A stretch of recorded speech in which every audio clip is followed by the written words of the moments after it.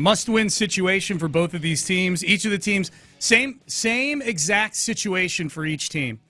The Texans and the Colts, they win. The winner is in, the loser is out. I guess the only real difference with this is that if there's a tie, then the Colts would win the tiebreaker against the Texans by virtue of their head-to-head record. But other than that, this is essentially a playoff game. Big theme at yesterday's press conference. These two teams played in Week 2, and Week 2 of the 2023 season may as well have taken place in 1995, as far as these guys are concerned. How much have the Texans grown since Week 2? Here's D'Amico Ryans. Yeah, we're a completely different team now from our first meeting. You put the tape on, and it's like, wow, I'm encouraged by how much better we've gotten. You kind of know like who we are now. I think early in the year, every team in the league, you're trying to figure out who you are, figure out your identity, right? How are you going to play? So I think now, we know who we are, our brand of football, how we have to play, how we have to win games. That you figure that out throughout the year. You figure it out through a lot of growing pains, a lot of tough moments, but you figure it out, and we're in a good spot now. Yeah, that's one thing that, you'll hear that pretty consistently. Rick Smith used to talk about that. The Patriots are really good at figuring out who they are in the middle of the year. And I think with a new coach especially, it's got to be the most frustrating thing in the world because you go into a season, you don't really know anything about what you have and the guys you have. Even if you had them in a previous place or you've got film on them, every situation is different, every scheme is different, and then the guys get worse over time too. You don't know if they're going to be as good or if this is the year they fall off the edge of a cliff. So at the very beginning of the year, I think for one on defense, you had a lot of youth playing. Will Anderson, a lot of youth, obviously. But also a lot of guys that just really weren't comfortable in their responsibilities yet, and it really took a toll against the run. They just were not – they were having a hard time consistently stopping the run. They would have flashes and moments. But you could see as the year went on, they just started getting quicker and quicker and crisper, and the fits were better. And really the defensive tackles are where I was most surprised. I never really thought of Malik Collins as a guy who could anchor down versus double teams consistently and really well, and he's been awesome at it this year. And it just they've done everything that the coaches asked them to do, and they became a much different team by the end of the year, defensively at least, especially than they were at the beginning. I just remember being so deflated after that first Colts game, because there was all the enthusiasm in training camp. D'Amico's the head coach. They draft a quarterback. They got all these young players.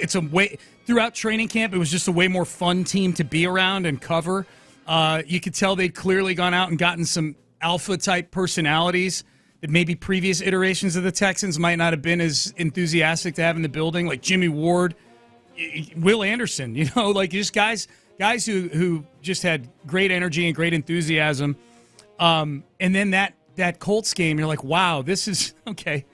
I mean, this is the team that they were hovering around the same spot in the standings with last year, and they just came into our place, and it was 31-20 in the game. That was really as close as the game was after, the second quarter was 31-20 at the end. It was a blowout at halftime. That game was 28-10. I just remember how discouraged I was. I'm like, man, is this it again this year? Are we doing this? Are we doing this again this year, but with a better head coach and a young quarterback that we know is the guy? Yeah, and you're going through it, and you're playing it out in your mind that, all right, I know how this goes. I really, I gave Cully the best shot, and I talked to myself into just giving Lovey the best shot, and just things could be different. Wah! Crap. Yeah. And at that point, too, you didn't really know what you're going to get out of C.J. Stroud either. C.J., I think it's really a testament to how steady C.J. has been and how steady his progress was, that when I think back on that, I was pleased and I thought that he had done a good job in the Ravens game, but we still didn't really know. For him to, we didn't know exactly what we had in him at that point. And he was coming off of a preseason in which he didn't look all that spectacularly good. That's right. Now, he did have 384 yards in that Colts game, and I remember saying to Clint as we were going down the elevator to do the post-game show, I'm like, okay, This feels terrible. They're 0-2, and they lost by double digits in both of these games, and they got blown out by the Colts at home. This feels terrible. But the good news is C.J. Stroud is clearly not the problem. Like he's clear, like he looked like. Granted, they're behind by 2-3 touchdowns, but he did not look out of sorts. He looked like an NFL quarterback. And then it would prove to be true. The next week they go into Jacksonville and they house the Jacksonville Jaguars. And then the Steelers come here in week 4 and they house the Steelers. So credit to DeMeco for pulling the plane out of the nosedive very quickly early in the season. And I choose to look at this team. When I look at this team and I handicap this team and I'm like, okay, and I'm assessing game to game, whatever, I don't look at them as a 9-7 team. I look at them as a 9-5 team. Like that team that was out there the first 2 games of the year is, to me, is a non-factor in assessing what the Texans are now, the quality of the team.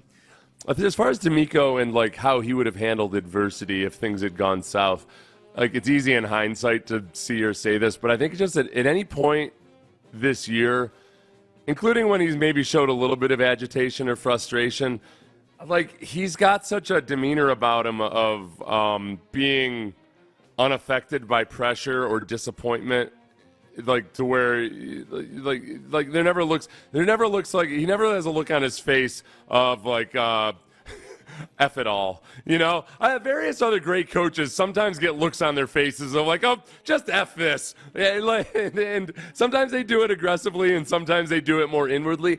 CJ's just so much more about moving forward all the time. DeMeco, Remember we had asked the kind of what branch of the military would DeMeco have been in the other day, and we only asked military people to chime in because we're not going to be those clowns. But that try to weigh in on stuff we don't know about. The thing I was thinking about with DeMeco when I asked that was honestly when I've watched Navy SEAL training, there's such an emphasis on constantly moving forward no matter what happens. Like you got to keep going. Like whatever obstacles, whatever bad thing just happened, like you've got to have this mindset of keep going.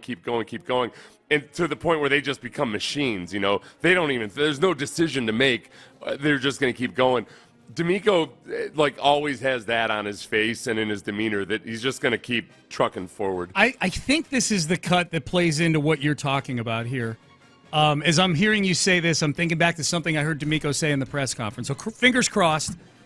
Here's DeMeco on what his approach for messaging is to his team ahead of this game. Yeah, at the end of the day with this game, we have to execute, and that's what it comes down to. Yeah, we know you have to win the game. To win a game, it's going to come down one snap at a time, everybody executing, everybody winning one down at a time, right? And that's all that matters. It doesn't matter. You can get caught up in the hype of how big it is, and yeah, everyone understands that, but what does it matter when the ball is snapped? It doesn't. It matters about you executing, being where you're supposed to be, and winning that snap. Yeah.